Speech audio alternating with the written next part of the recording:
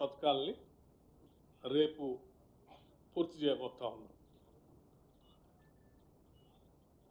ఈ చేసే కార్యక్రమం రేపు మొదలుపెట్టి వచ్చినటువంటి అప్లికేషన్లు అన్నింటినీ కూడా క్రోడీకరించి ఎలిజిబిలిటీ ఉన్నటువంటి వాళ్ళ అప్లికేషన్స్ అన్నీ కూడా ఎంట్రీ చేసుకొని, ఎంట్రీ అయిన తర్వాత ఎలిజిబిలిటీ వాళ్ళ క్రైటీరియా అంతా కూడా చూసుకొని అర్హత కలిగిన ప్రతి చివరి వ్యక్తి వరకు ఇవ్వాలనేటువంటి ఆలోచనతోనే మేము ఈ కార్యక్రమాన్ని రేపు మొదలుపెట్టి కంటిన్యూస్గా చేసుకుంటూ పోబోతా ఉన్నాం. ఈ ప్రక్రియ మొత్తం మార్చి కల్లా పూర్తి చేయబోతా ఉన్నాం.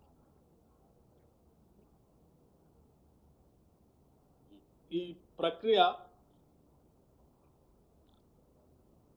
ఇందులో చాలామంది గ్రామ సభల్లో మా పేర్లు మిస్ అయినాయి, మా పేర్లు రాలేదు అని కొత్తగా అప్లికేషన్ పెట్టుకున్నటువంటి వాళ్ళ సంఖ్య లక్షల్లో ఉండటం వల్ల కొంత ఆ ప్రక్రియని సంపూర్ణంగా పూర్తి చేయడం కోసం మార్చి వరకు తీసుకుంటున్నాం.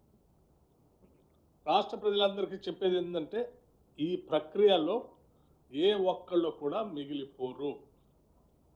ఉదాహరణకి రైతు భరోసా సంబంధించి వ్యవసాయ యోగ్యమైనటువంటి ప్రతి ఎకరానికి ఇచ్చేటువంటి కార్యక్రమాన్ని ఇప్పటికే ప్రకటించాం. దాంట్లో ముందుకు పోతాం. అట్లాగే ఇందిరమ్మ ఆత్మీయ భరోసాకు సంబంధించి భూమి లేని వ్యవసాయ కూలీలు EGS Mahatma Gandhi national employment guarantee స్కీమ్లో రిజిస్టర్ చేసుకొని కనీసం 20 రోజులు పని దినాలు సంవత్సరంలో పనిచేసినటువంటి వాళ్ళందరికీ ఇవ్వబోతా ఉన్నాం. ఇది ఒక పెద్ద ఉదాత్తమైనటువంటి కార్యక్రమం.